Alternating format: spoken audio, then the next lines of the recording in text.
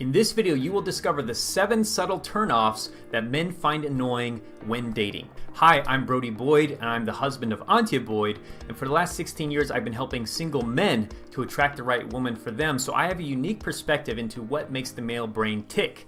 And make sure to stay all the way to the end of this video as well, because I'll be having some special free gifts for you, so you don't want to miss those. All right, so let's go ahead and dive into those 7 subtle signs that make men pull away, starting with number 7, which is expecting him to be a mind reader. So this is very common in the differences between the sexes. A lot of people talk about this, but in communication, in general, what I've experienced, and I'm sure you may have experienced as well, is that women tend to be better at reading subtle signs and body language from people and just kind of putting themselves into the other person's shoes. So they're more able to know what someone might want, how they might be feeling at any time. Men are not as good at this, so we men, we tend to need things communicated to us more directly. Saying what you're feeling, asking for what you want, being clear on what's annoying you. So whenever you're expecting a man to just know and getting upset that he doesn't know, he should know how you're feeling, that's a thing that can actually make men very annoyed, the title of this video, but also can make them frustrated and actually start to pull away, because what happens is if they can't understand what you're saying, what you're wanting, what you're asking for without you actually communicating it, they're going to feel like they can't win with you. They're going to feel like, I don't know, it just seems like everything I do, it's not working for her. She's not happy. And if a man can't make you happy, he's going to feel like, what am I doing here? Why am I in this relationship? This is going to be more pain, more suffering for me. It's going to hit his self-esteem. It's going to hit his sense of masculinity. And he's going to start feeling like he needs to exit and he needs to find a woman who he can make happy, because that's just going to make his life better and easier, and he's going to feel better about himself. So in order to fix that, make sure that you communicate clearly what you're wanting. And if you're not sure, what I'd say, when in doubt, speak it out. So when in doubt, tell him how you're feeling, what you're wanting, what's bothering you, and be very clear with it and be specific so he knows how he can win with you. And he also knows when he's not winning with you, so that way he can adjust, as needed. The 6th turnoff that men find annoying and cause them to pull away is criticizing and emasculating him. So men, one of the biggest things for a man's self-esteem is his sense of value, his sense of contribution. And men typically know if they're valuable, if they're contributing, by their praise that they get, the appreciation, the praise that they get. And especially from women, because that's what men are most concerned about most of the time is, am I of value to women? Am I of value to my woman? And so he knows that by you being happy, by you appreciating him, by you telling him when he did something you like. And the opposite of that is when you are criticizing him or emasculating him. And I'll explain what that is. So criticizing would be telling him things like, oh, you're always so annoying, or you're always so loud when we're around our friends, or you're so messy, or I hate it when you do, I hate it how you're always trying to control me, or I hate it how you're always saying this, which is, it's fine, but it reaches that point where it's actually you bashing him as a man, bashing his character. And that's where it becomes criticizing versus, like we were talking about before, feedback, telling him how you're feeling. But when you're like really attacking him, that's criticizing. And emasculation is when you're actually criticizing his manhood. You're criticizing him as a man, saying things like, why are you so weak? Or why are you always so, why do you have to be so sensitive about things? Or criticizing his performance in bed, or his body. Or, like, I wish you had more muscles, or why can't you be stronger, or why can't you be more like Becky's husband, or why can't you be more like Becky's boyfriend? Those kind of things, comparing him to other men, criticizing him in relation to other men, that really can damage a man's self-esteem, and that will really cause him to pull away pretty quickly, because he will, in fact, start to become maybe even depressed being around you and just feeling worse about himself. So why would he want to stay around that? And it, of course, will kill any kind of passion or attraction he might have been feeling as well pretty quickly if that continues. So that is the powerful sign number 6. Turnoff number 5 is victim mentality and outsourcing responsibility. So what this means, what do I mean by this? So if in relationship with men, or in a relationship with a man, if you're constantly feeling like, if you're constantly communicating to him that he is that you are the victim of, your circumstances, from your parents, of society, of him, that you're the poor, helpless, innocent person that the world is constantly hating on or doing damage to or hurting or cheating or lying to or whatever. It basically presents this energy within the relationship that that you're not responsible, that you actually are relying on him to basically make you strong, to make you a happy person, to give you a good life, and that you're not responsible for that. In fact, you're at the whim of everybody, of the world, of society, of men, and that you have no control over it, which is not true. You are actually a powerful individual. You're a powerful woman. You create your reality. You create your circumstance. We all do. We create our reality. And so what happens if you outsource that responsibility is it puts a big burden on the rest of the world. It puts a burden on him. It puts a burden on society. It puts a burden on you as well, that now the world needs to meet your needs. And if it's not, then they're evil, they're bad, and that something needs to be done. So the key here is to start to fill up your sense of self, your sense of happiness, your sense of your needs being met by taking that responsibility and believing that you create your reality. Because what will happen in this situation is that the man will start to feel like, again, he can't make you happy. Like, again, no matter what, you're going to be needing him for your sense of happiness, for your sense of life. And that's a big burden to put on somebody's shoulders. That's a big burden for anybody to carry in relationship, and which actually leads to codependency often in relationships when this does happen. So men will generally be afraid of that and want to start stepping away, because why would someone want to take on that immense amount of responsibility unless they want to be codependent as well, and they have their own victim mentality and lack of responsibility.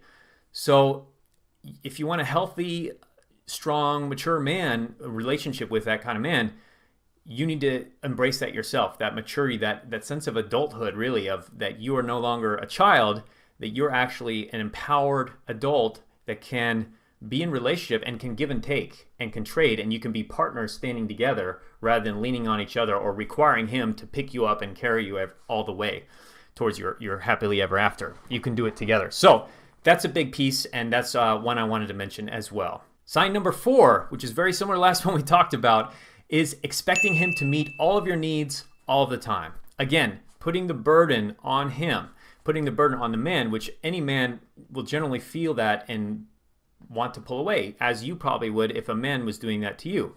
If he was expecting you to meet all of your needs all the time. And generally this comes from an anxious attachment style that, me and my wife talk about a lot. That's coming from childhood trauma where you didn't get your needs met, where you couldn't rely on other people. So now you're craving that from a man. You're craving that from other people. Please meet my needs, please. It's like the umbilical cord, just wanting to plug into somebody. Please just meet my needs, and expecting that all the time. And if he doesn't, then something's wrong. The relationship isn't working. He's pulling away. He doesn't love you. And it could just be something simple, like he forgot to do the dishes one night, or it could be something more intense, like he didn't pick you up from the hospital when you were sick and needed a ride, or, something like that. And the fact that you were expecting that from him, maybe even though, especially when those expectations are not communicated, it's like you're creating a contract that he doesn't even know about. And then when the contract's broken, you're like prosecuting him for something he had no idea was existing. And so it's not really fair to him. It's not really fair to you. So part of it is clearly communicating your expectations when you are expecting something of him. We go back to sign number 7. And it's also like learning to self-source, learning to also get your own needs met, plugging that umbilical cord into yourself as well, so that you can actually meet his needs too, and have this give and take, and be reasonable about it, so that neither person is feeling overburdened by that energy. So it's a very important thing. And again, a lot of this is also coming, I'll mention this as well, a lot of this is coming from my first relationship and some of my dating experiences. And that was one of the things that caused me to pull away, was feeling the sense of I have to be her everything, otherwise I'm nothing, and that's really a hard thing to have happen in relationships. Turn off number 3 is only listening to and using emotional appeals and no logic. Again, this is one of the big ways that men and women tend to be different. Men tend to be more logical, rational. That's just the way our brains are wired. Women in general tend to be more emotional and emotionally intelligent. So the challenge with that is if you're communicating to him with pure emotion, like this is how I feel and this upset me, and not explaining why, and also not bringing in the aspects of logic and reason, you're not going to communicate to him. He's not going to hear it as well. So I think this frustrates a lot of men, is they can't always understand what you're wanting. And also if you're trying to appeal to him with pure emotion and no logic or reason, that's often not going to work very well as well. So men need to hear why something is important to you, why it makes sense, especially like let's say with finances and you want to invest in something, or there's a car that you really love, or there's a house that you really love. It's also coming to him with all the logical justifications of why that is a good investment, why that's a good decision. So he'll be more on board with it, because if you guys can't communicate in that way, there's just going to be this disconnect of if you were to be purely operating from emotion and he was to be purely operating from logic. You can see how that's going to be a hard way to make decisions together, to plan out, vacations, things to do together, and also just communicate about daily life and things that are going on between the two of you. And I'm not saying it can't be the other way around. And a man might be overly emotional as well, and he might be trying to communicate to you with pure emotion, and then in that case, if you're using too much logic, you might want to meet him in that way too. But generally, that's what we see is that emotional logical dance. So that's a very important turnoff as well. Turnoff number 2. This is a big one, which is sharing intimate information with others without his permission. And I think this has actually ended a lot of relationships, because what happens is it really breaks trust. Now, let's say, for example, you and him are having sex challenges. Maybe he's not wanting to have sex with you as much as you want to have sex, or he's not lasting as long in the bedroom as you would like him to. Something sensitive like that. Or maybe you found out that he has a certain type of porn on his computer, or something that you saw, that he was looking at, and you really didn't like it, and you had an argument about it. Now, if you were to take that and now go to even, let's say, just a girlfriend and tell her all that, and without asking him if that's okay, and then also let's say that girlfriend was then to maybe mention something about that to him accidentally, or to another friend or a family member, now trust is really going to be, could be hit. It depends on the guy, but trust can really be broken. And I wanted to mention this because I think this is something we often don't think about, but to be careful with, in a relationship, we think like, oh, it's fine. We can talk about our issues with our friends. That's totally cool. But unless you've talked to him about that and gotten kind of clear permission, is that okay? Can I talk to my girlfriend about some of this stuff? It could really break that trust. And it could be one of those things that causes him to actually close up and not want to share anything else like that with you again. In the best case or worst case, he might just end the relationship right there. So it's something to look out for, because stuff happens. Those things will happen in a relationship. It's just a question of how do you handle it? How do you guys communicate about it? And making sure you're maintaining that confidentiality. So we go back to turnoff number 6, which was emasculation. That could also be a big piece of the emasculation. When you go to your friends and you're talking about something more sensitive regarding him and regarding your relationship, he might feel emasculated in that moment, criticized or not valued, and now he's really taken a double hit, lack of trust, and he's feeling less of a man, and now he may just, out of shame, out of guilt, out of sadness, out of broken trust, just totally call it off. So you want to be careful about that stuff, sensitive information, and keeping that tight within the relationship and getting permission when you do want to, and maybe even having a container when you do, like bringing in a relationship counselor, or talking to someone at church that you bring in, or a friend that you talk together about it, could be a lot healthier than going behind his back to talk about things like that. Finally, turn off number 1 that pushes men away and that lots of men find annoying, including myself especially, is negative mindset and attitude. Negative mindset and attitude. Again, this was very common in my first relationship, where she had this down energy. Everything was kind of like like life wasn't fun for her. Life wasn't really enjoyable. I was like her main source of love and affection. So watching that negative mindset, like, are you a glass more empty type of person or glass more full type of person? Or I like the one that said, you know, the glass is 100% full. It's just half water and half oxygen. So looking at that, are you having a negative attitude around him in general? You know, some might say it's often common, you'll hear nagging, complaining. That's part of it. But really, it's more of an attitude towards life. Like, are you happy about life? Are you excited? Do you have goals? Do you have dreams? Are you working on improving yourself, improving your life every day? You know, do you have a spiritual practice? Do you have a community around you? Do you have activities that you enjoy, hobbies? That'll all help to bring a positive outlook, a positive attitude, which is so attractive, and that'll actually draw men to you. That'll draw your man even closer to you because he's like, I don't know what she has, but I just want some more of that. That's like some good stuff right there. And again, the negative is the opposite of that. And he'll be like, man, I gotta spend less time around her. He won't even say this maybe consciously, but he'll just feel like, man, I don't know if I want to hang out tonight. You know, maybe I'm gonna go hang out with my guy friends, or maybe I'm gonna do this or play video games or do something else. But that's all happening because it's just this overall negative energy. So, but you bring that positivity within yourself. For one, you're gonna be happier. You're gonna be more attractive. I like to think of it as be the flame, not the moth. Be the sun, not the planets. Be the rose, not the honeybees. So you attract to you with what you give off. You're like the cup that overfloweth. Bring it to you by that. You're that shining beacon of light, that lighthouse. So that's what happens with that positive attitude. Super attractive, and the reverse is super unattractive. So you definitely want to watch out for that one as well. Very important. So those were the 7 turnoffs. So what's next? Next, you're going to need to really learn how to embody the positive traits that actually bring men to you, that call them forward.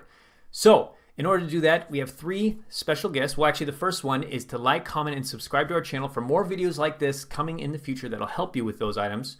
And number 2, we created actually a special free course, a playlist, which is how to stop him from pulling away. So maybe you're realizing a man is starting to lose interest, or you want to avoid that in other ways, like what we talked about. We have a whole course on that.